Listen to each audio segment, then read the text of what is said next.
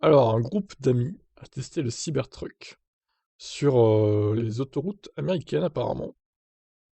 Donc 515 EPA, les passagers du Tesla Cybertruck ont taillé la route, mais n'ont pu parcourir que 409 km sur autoroute, terminant leur course sur le parking d'un centre commercial qui leur tendait les bras.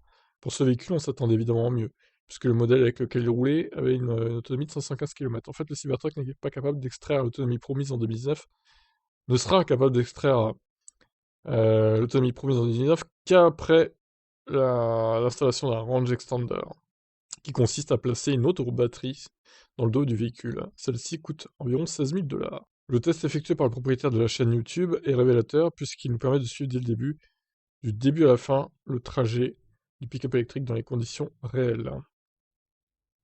Durant leur test, ils ont réussi à atteindre une autonomie de 409 km en roulant à une vitesse constante de 113 km/h, le tout à une température moyenne de 8 degrés. Ce qui soulève d'ailleurs des préoccupations quant à la performance du Cybertruck dans les conditions plus froides. On peut ainsi avoir des doutes sur son autonomie dans les zones qui sera davantage soumises aux aléas climatiques, comme au Québec ou en Europe du Nord. Ouais, bon, après à 113 km/h, 409 km, c'est pas si pourri. Avec 8 degrés en plus, bon, ça va encore, je trouve, hein. C'est pas non plus une catastrophe. Et vous avez vu la taille de l'engin quand même, hein. En plus, je sais pas ce qu'ils avaient comme pneus, mais si c'est des pneus de terre, des pneus de base là, qui sont pas du tout efficients. Enfin, des pneus tout-terrain plutôt.